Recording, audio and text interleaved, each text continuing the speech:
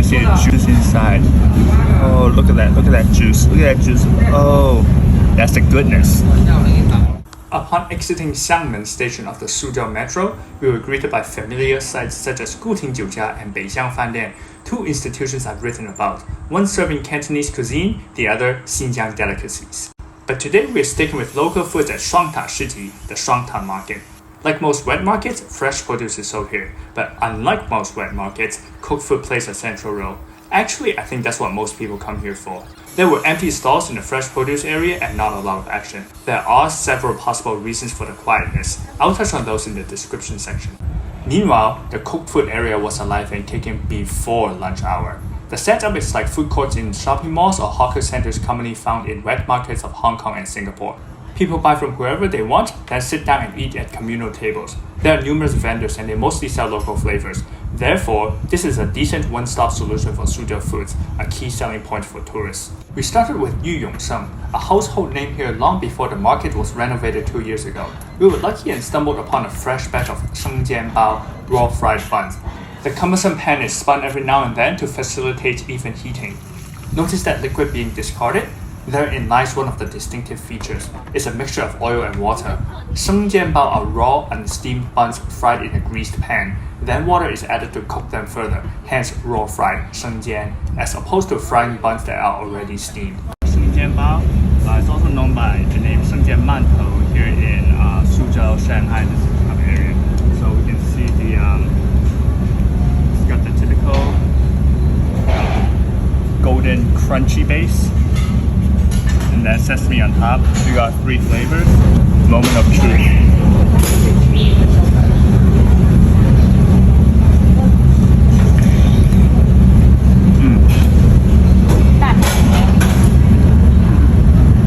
So got the shrimp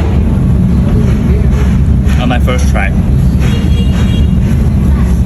So we got big pieces of shrimp, and then the wrap is a bit thin. The base not thick but still pretty crunchy. So decent first bite. Good first impression.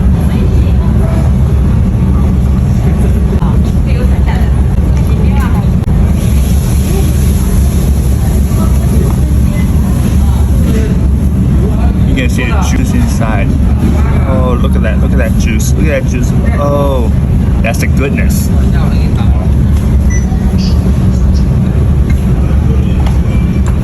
The buns wrappers were relatively airy. I think fairy leaven dough was used, so the golden crunchy base I talked about had a powdery and crumbly type of crunch. This is comparing to buns with less leavened dough and thicker bottoms that give a harder bite and more resounding crunchiness.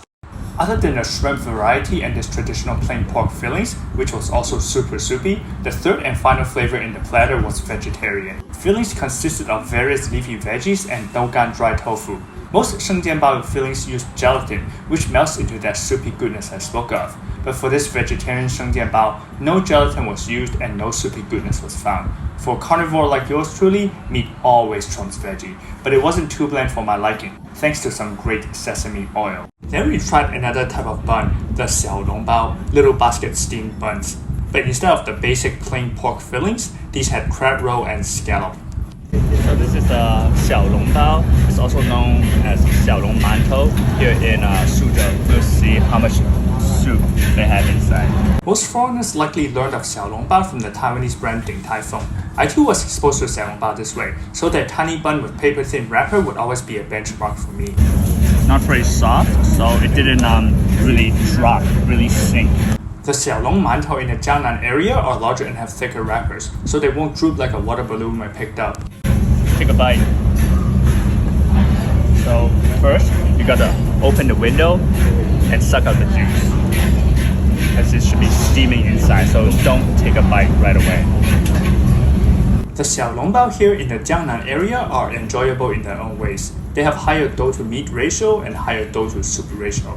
Although they aren't as exquisite as my benchmark Din Tai Fung, I've learned to embrace their size and substance. I've had them in a noodle shop in Suzhou and a Michelin-starred brand in Shanghai. I even wrote an article comparing different xiaolong mantou shops in Wuxi. Since then, I've returned and tried even more of the baby buns. You can see.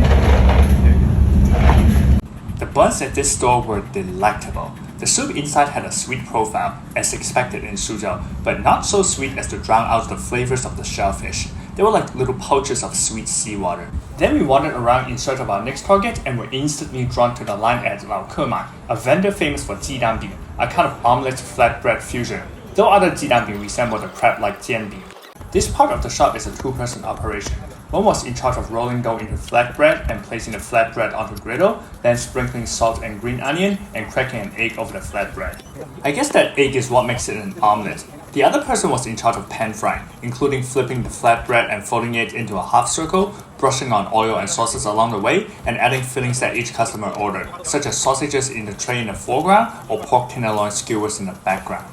The dynamic duo worked seamlessly. It was quite fun watching them churn out these omelets like a factory line.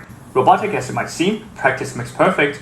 The exterior was browned just right. In fact, I was delightfully surprised by the texture. I thought it might be fluffy like a pancake, but there was a crispy external layer that you couldn't really see until you take a bite and the flakes started flying.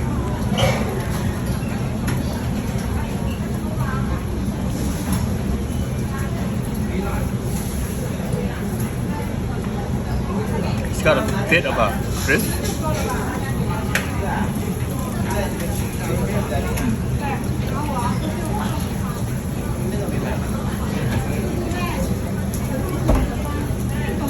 I see a flake.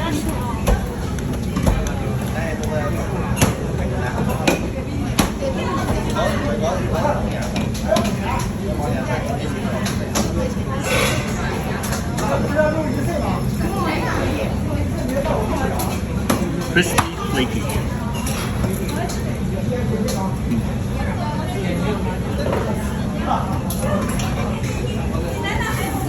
We just had the regular version with the just plain Chinese chives. It's got a bit of sweet sauce and chili sauce inside, which is spicier than I thought. This isn't a truly local food and can be found on the streets of many Chinese cities, but it was superb. No wonder why there was always a line while we were there. We washed down the jidanbing with a bowl of doufu hua tofu pudding, which is basically tofu so super soft that even the most proficient chopsticks masters have to resort to using spoon. That's why some places call it tofu now or tofu brain because of this brainy consistency. The tofu pudding has a bunch of other names and just as many flavor styles. The general viewpoint is that the north prefers savoriness, the southwest spiciness, and the south sweetness. The Jiangnan region is in the southern half of China, but instead of going heavy on sugar, as seen in many local dishes, people here mainly use things like dried shrimp, seaweed, and soy sauce to make tofu pudding with umami flavors.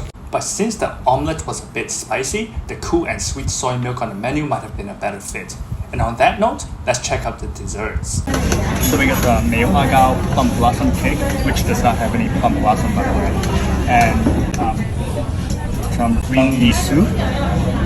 And then this is milk tea made from the famous green tea leaf green snail spring, which represents its color, its shape, and the best season for this tea. First off, the Meihua plum blossom cake in my hand. It came from the Tang Yifang bakery, which was also making Hai Tang Gao crab apple cake when we arrived. Neither cake uses the fruit in the name but are shaped like the respective flower because of the mold. They're kind of like cupcakes, usually with a sprinkle of nuts along with a green and red threads of dyed fruit peel and red bean paste fillings. The Hai Tang Gao also has a shiny coating of maltose or other sugar on top. Both originated here in the Jiangnan region and date back to the Qing dynasty. 绿豆汤 mung bean soup is a favorite among the Chinese during the summer because according to traditional Chinese medicine, mung bean has a cool or cold nature and possesses 清热 heat clearing effect. The cool soup was prepared Suzhou style, so it had a touch of mint which added to the coolness that we desired. Other unique features include sticky rice and dyed fruit peel, as well as the date. It was like a giant jelly bean and fun to nibble on. The milk tea was purchased at Qingyanchun, the Youthful Spring. This is a new brand founded here in 2019 after the market's makeover. The Biluochun green tea featured in this signature milk tea is the most famous to come out of Suzhou. Biluochun has a fruity undertone because usually shrubs are grown in orchard alongside the trees of fruits like loquat. This distinguishing character of the tea can still be perceived through the milk and sugar, so if you're in a rush and can't sit down to steep a pot, order a cup to go. Lastly, if you're interested about the cost of living in Suzhou, here are some prices for fruits at this market. Most figures are shown for 1 caddy, which is known as jin in Chinese. This is an extremely common unit of math, especially when it comes to food, or the outcome of such foods, like 过年又长了好几斤肉. I hear that every year, but that's never a problem I have to deal with. 再见